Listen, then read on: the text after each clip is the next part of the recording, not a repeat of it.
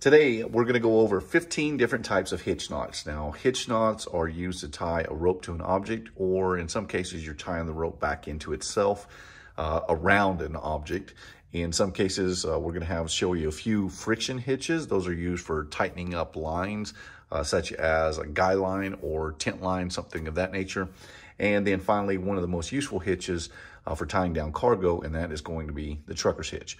We're going to start off today with the half hitch.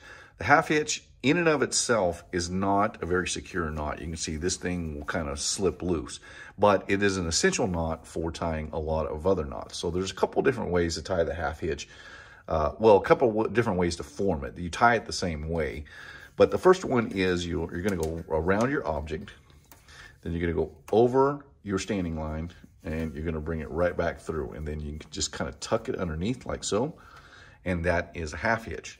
Now, if you wrap it up like this and you tie it, that is also a half hitch. Basically, what this is an overhand knot, but the overhand knot is tied around the object.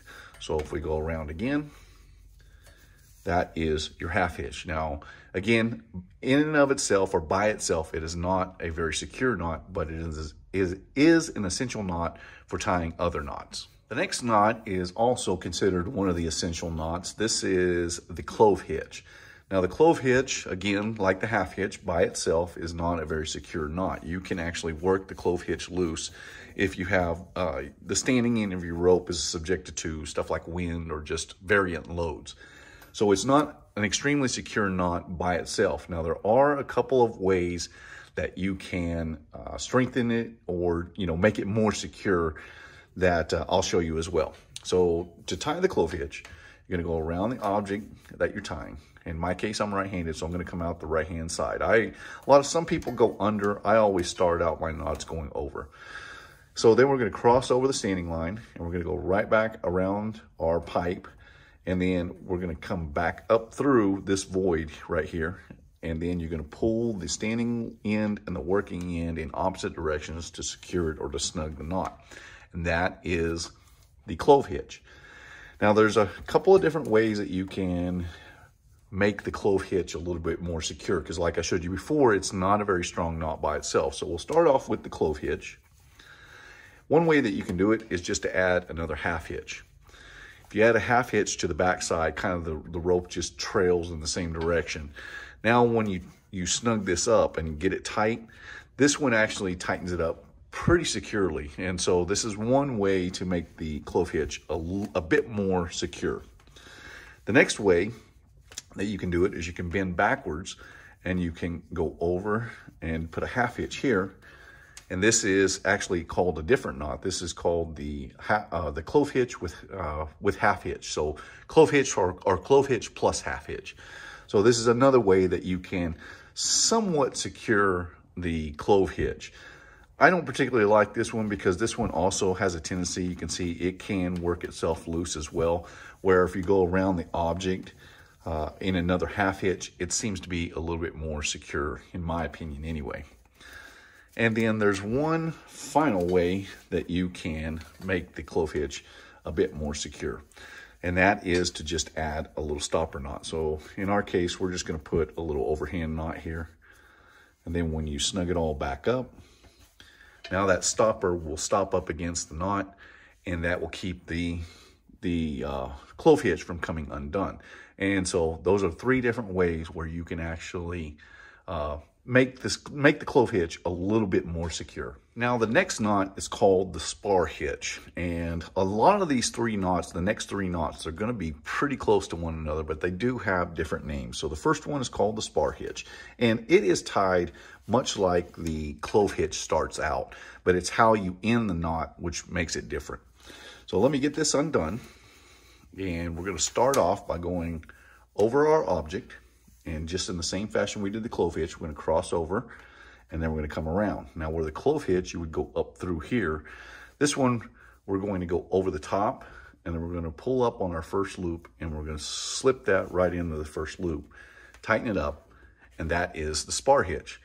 Now, of these next three knots, what makes them more secure is the fact that the trailing end or the working end of the rope gets trapped under the first loop, and that is the side where you're going to get the load on your rope. And so these are much more secure knots. Now, one thing that you might want to consider when doing Spar Hitch or a couple of the others that I'm about to show you is you might want to get you a little extra lead, and instead of putting the end of the rope, you want to put a bite through it, thereby making it a slipped hitch. So this is the slip spar. That way, when you, first of all, it's very secure, and then when you want to undo it, you just pull and it comes free very, very easily. Now this next hitch knot actually has two different names. I know it as the Picket line hitch, but it's also referred to as the ground line hitch. And you'll notice that it is pretty similar to what the Spar Hitch was. It's just the direction that you come in on that first loop is what changes. So take this off, and much like the other two hitches that we started, we're gonna go over, cross over, go around our object again. We're going to come on the outside. Now where the Spar Hitch came over and under, this one just goes, you lift up the first loop and you just tuck the working in right back under, and that creates the Picket line hitch or the ground line hitch. This next knot is a very, very secure knot. This one is called the Constrictor, and this can be a semi-permanent or permanent knot. This one can be very hard to untie once it's been subjected to load. So it's kind of advisable if you want to, if this isn't a permanent knot and it's something you want to take apart, that instead of doing the regular constrictor knot, you make it a slip constrictor by putting a bite through the end here. So if we'll take this back apart, and just like those other hitch knots, it's going to start off the same way. Go over, cross over, go back over your object. Now in this case, we're going to go to the outside, and we're going to lift up on the X here now, and we're going to tuck the end of the rope right underneath that X, and then we can tighten it up, and that is the constrictor. This is a very, very solid knot that will not come undone. In fact, like I said before, it's very hard to get undone when you want to, unless you put it in its slip form. So to do that, you just give yourself a little extra lead, and we're going to send a bite through the end of the rope, or excuse me, underneath our rope here. And then when we tie it, now we have created the slip constrictor. This is an extremely secure knot, and when you want to untie it, you can actually get it untied in its slip form by just a simple pull and pulling it apart. This next knot is called the boom hitch. Now, the value to the boom hitch is that this knot, first of all, it's very secure. Second thing is it's very resistant to side load. So if you're tying around a pipe and your rope is kind of subjected to side load, this thing will hold in both directions pretty firmly, especially if you dress it properly, you have it really snugged up. The boom hitch just does not give very much. Now for this one takes a few wraps, so you're gonna have to make sure that you give yourself quite a bit of working in the rope. So the first thing, we'll start off going around our object, and much like those other hitches, we're gonna cross over. Only this time we're going to add a couple of wraps. So now what we want to do is we want to trail to the inside of our first loop, and we'll wrap around our object. And now we want to trail to the outside of this loop. Just follow around the same path. We'll snug that up just a bit.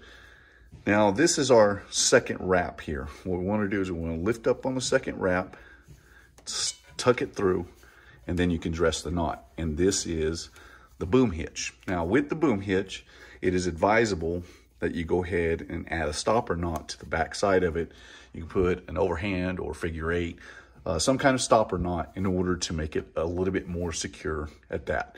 This is the boom hitch. Now this next knot is known as a post hitch or a pile hitch. And as the name implies, it's to tie a rope to a post or a pile. So to form this, what you want to do is you want to have a bite in the rope. You're going to go around the post, and then you want to come up underneath. And then you just take that loop and you go right over the top, and then you can snug it, secure it, and that is the post or the pile hitch. The next knot is a very easy knot to learn, and this one gets used quite a bit. This one's called the Buntline Hitch. Now, basically what you're doing is you're going to wrap the rope around the object that you're trying to capture, and then you're going to tie a clove hitch onto the standing end of the rope. So that's where it's kind of inherent to learn how to tie the clove hitch. So to do this, you're going to go over our object, and then we're gonna cross over. We're gonna come underneath one time, and then we're gonna lift right here. We're gonna go over and loop back down. And now we have created, if you look at it, this is the clove hitch that is on the standing end of the rope. And then all you gotta do is just kind of snug this knot up. And this is the buntline hitch. Once you get it secured, it stays in there pretty nicely. Now this next hitch knot is called the round turn with 2 half hitches. And much like the name implies, it's kind of 2 different parts. So you have the round turn, which goes around the object, and then you have the 2 half hitches, or a clove hitch that gets tied onto the standing end of the rope. So to tie this one's gonna need a little bit extra line as well. So we're gonna go around the object once, and then we're gonna go around it one more time. That makes 1 complete turn. That's called the round turn. Then we can cross over. We can snug it in like so. And then you're gonna go over, and in the same direction, you're going to put 1 more half hitch. So 1 half hitch, and then your second one, snug it all up. And that is the round turn with 2 half hitches. The next knot is very, very similar to the round turn and 2 half hitches. This is called the anchor hitch. It's just tied just slightly different, and this one is actually a lot more secure. So it's gonna have the same basic components, the round turn plus the 2 half hitches. It's just how you tie it that's a little bit different. So we'll start out, we'll go over our object and we'll wrap around that full round turn. Then we're gonna cross over, much like we did with the round turn with 2 half hitches, but this time we're gonna pull our loop back here. And we're going to snug that first half hitch in between the object and that first loop. And then we'll snug that up. Now that forms the basis for the anchor hitch.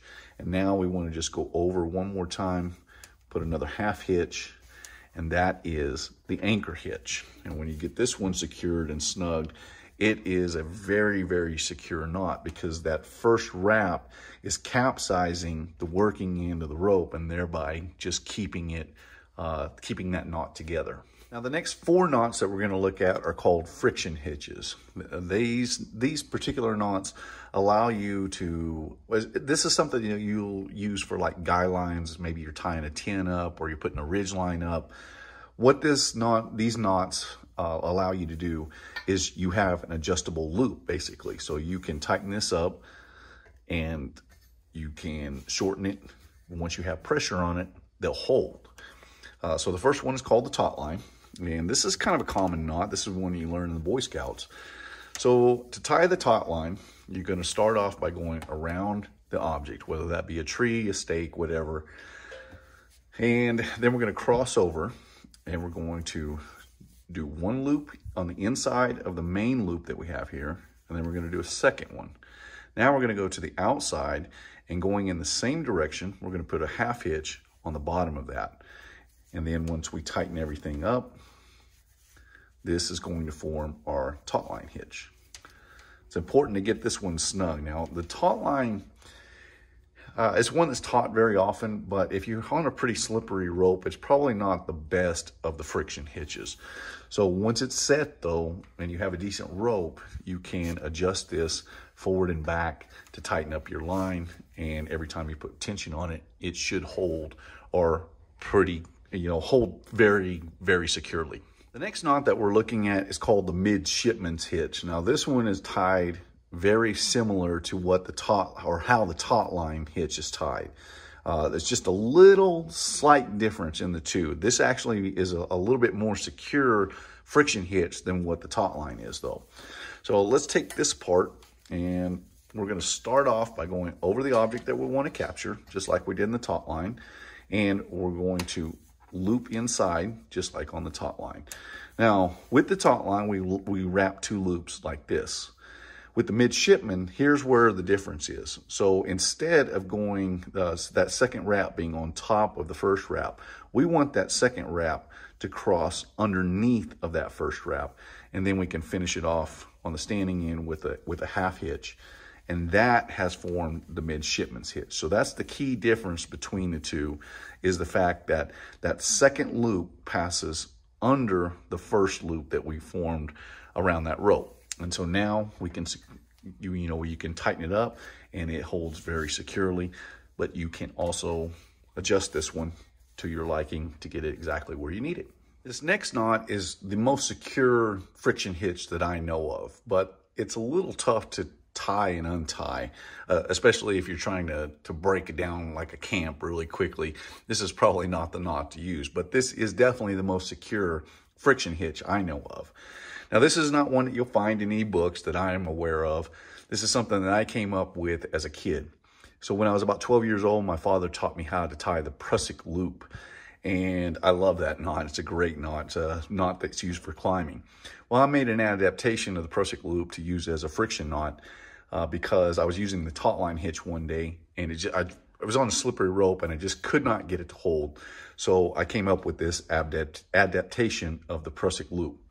So this one is, you're going to need a lot of standing in or working in to tie this particular knot up. But when it is put together, I don't know of a friction hitch that's stronger than this one. So we're going to start off by going over the object that we're capturing. And again, you want to leave yourself quite a bit of working in. Now we're going to cross over and we're going to create 3 wraps on our standing in. So there's our first, second, and third. All those wraps working back towards our tied object. Then we're going to cross over, and in the same direction, in the same rotation, we're going to start going the other way, and we're going to work back towards those first wraps. So there's 1 and 2, and the third one actually doesn't go underneath. So at this point, I like to dress this up just a little bit, and then we're going to go around one more time. Now, instead of sending the rope through here, what we're going to do is we're going to go around, and then we're going to come back down the end of the standing line, and we're going to finish it off with a half hitch here at the bottom. And then you can get this knot completely dressed. And when all is said and done, this is absolutely the strongest friction hitch that I know of. But it is very easy to move back and forth to get it adjusted wherever you want. This one just does not slip though. It's something that I came up with as a kid. As far as I know, I haven't really seen anybody use this knot, and I certainly haven't seen it in any publications. Now, this last friction hitch is probably the best one of them all. And this one's called the Farrimond friction hitch. And what makes this one the best is you'll notice that it's tied rather similarly to what that adapted Prusik loop was. But the benefit to this one is this can be tied in a slip form, and so it is incredibly easy to untie. So this is one of the strongest ones and also one of the easiest to untie. So to start out with the Farrimond friction, what you want to do is you go over the object that you want to capture, and then we're going to form a loop in our rope like so, and you want to make sure that you go under this part of the rope. Now you can pinch these together, and you can do as many wraps as you want, but we're going to go just 3 wraps. So we're going to go 1, 2. We have to make sure we keep that knot, you know, kind of dressed up so that this will work properly. And 3. And let me just snug them all together. We'll dress it up. So now we want to end up with something like this. Now you can take your working in and you can send a bite through or a slip, and then we can tighten everything down, and this is going to form our Farrimond friction hitch. So this one is incredibly, incredibly strong, much like the adapted Prusik loop that we were looking at earlier. This one moves very, very easily, but it is incredibly secure whenever you get it to its tightened position, and then it's very easy to undo. This is one of the best friction hitches that you can learn. The last knot that we're going to learn is the trucker's hitch. Now, this is a very important knot to learn. This takes the place if you don't have a ratchet straps available to you and you need to tie down a load to either a truck or trailer. This is the absolute go-to knot for tying or securing a load down. Hence the name trucker's hitch. It's used in the trucking industry. That's how it got its name.